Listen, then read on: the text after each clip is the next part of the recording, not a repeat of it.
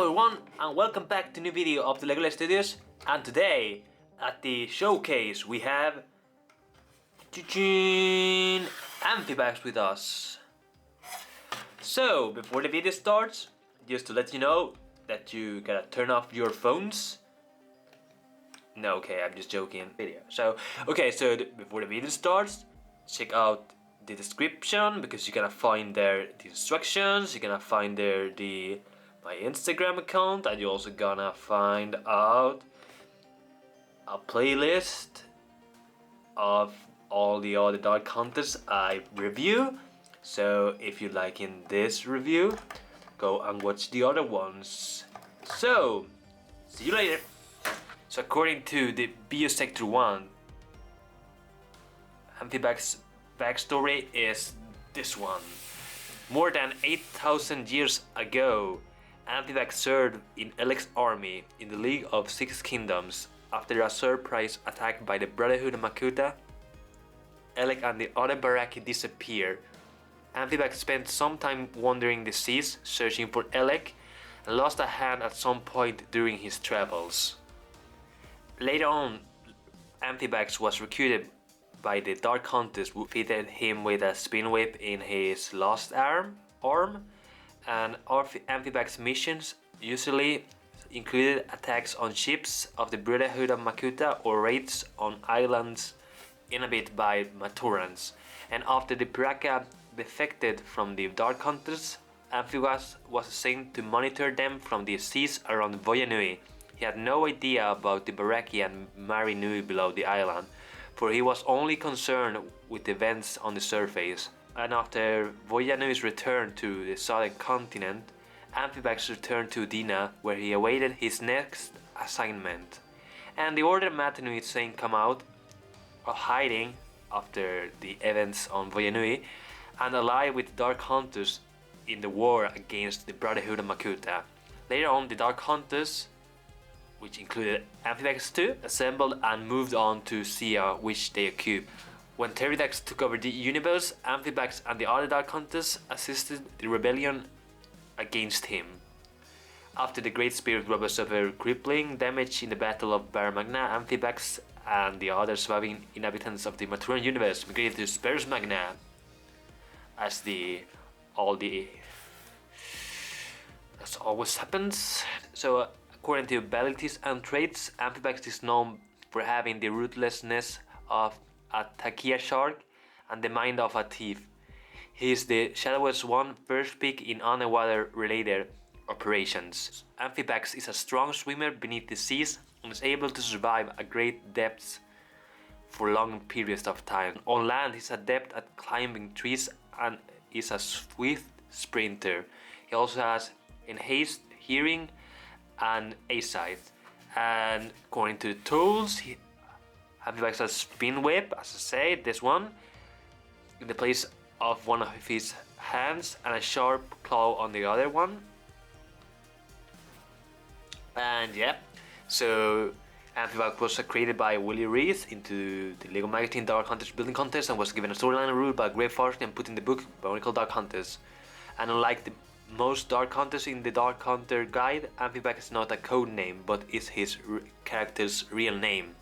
So it's his real name, it's not like the others. And I actually didn't know that before I read this, so it's interesting. I didn't knew that the Dark Hunters actually use code names, but I mean, it was kind of logic, but I mean, I never really realized that. So, and he appears at Bionicle, and the books Amphibax appears are Dark Hunter, Bionicle Dark Hunters, Bionicle Encyclopedia Updated, and Makuta's Guide to the Universe. I think all of the Dark Hunters appear in Makuta's Guide to the Universe, but I'm not really sure. So, going on to the review of the set itself, we're gonna first do a size comparison. Okay, we gotta take him more back. And first of all, I'm gonna compare him with a Toa Mata build. So, yeah, he's a little bit taller than one. And then we're gonna compare him with Inaika size build. And yeah, we can see he's just in the middle. I think he's like as tall as the Urdika one. I have all the Toa Metronui and the Urdika destroyed because I built the other Dark Hunters, so I cannot take them now. I'm sorry. I will do that, but I mean they are disassembled, so it's not currently possible.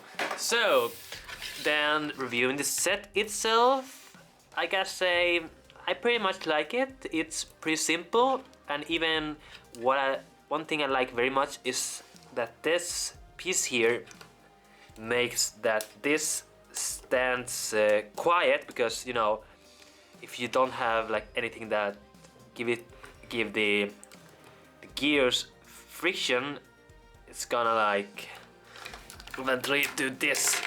I'm gonna fall off easier. I mean, this one has a lot of friction, but I mean, some other Urdika hands, when they lose their friction, they kind of tend to just go up and down like this all the time. You cannot really pose them really good, so that's a bad thing. And according to stability, I mean, the build is pretty easy. It's like a Toa build, so the stability is almost the same as you have a Toa Metru or Urdika build, so it's a pretty good stability. So, and the mobility, it has pretty good mobility too. The head here moves pretty well up and down. It has even here a neck articulation, so, or it's called, I don't know if I say the right name, I'm sorry. And you have all the tail here, which has nice range of motion, of possibility, and then the arms are pretty good too. And the legs, I mean, it's have a lot of articulation, so it's really nice to pose. It's really easy to pose, so that's a good point. It doesn't have like body articulation, but I mean, it doesn't have to have. And yeah, some things I might don't like about the sets. About this set is maybe this piece here, which has open studs here, and this one here, and this I don't really like when it's like this. It's so open, it looks a little bit unfinished. I mean, they could have chosen a better piece, and I actually have in mind some other pieces they could have used. Maybe not this one here, in this one here, because when you build it, I mean, yeah. But I mean, it's also nice you could add like 4 hands on this guy, because, you know, I think that would be a cool idea. I don't know why the creator of this one didn't make like 4 hands. It will be nice, like a Dark Grievous there. But yeah, in overall terms, I like the set. I mean, it's pretty simple. There's not really something difficult into it, so I don't really have much to say, because it's really a just simple build Dark Hunter. But I mean, overall it's simple, but it's nice, and I do like him. So as always, I recommend you building all Dark Hunters and just test them out, and it's a nice experience because you learn how other guys make their mocks, and yeah, you learn how to build with more classic Bionicle. I mean, pre-Inika builds. So that's a nice thing I think. So the color scheme is pretty simple, and it's very correct. I think it's nothing like really stands out, and it's nice because it's also doesn't have any red or blue pins. Especially the red ones in this one would have looked horrible, but because of the black pins that were used back then, it doesn't look that bad.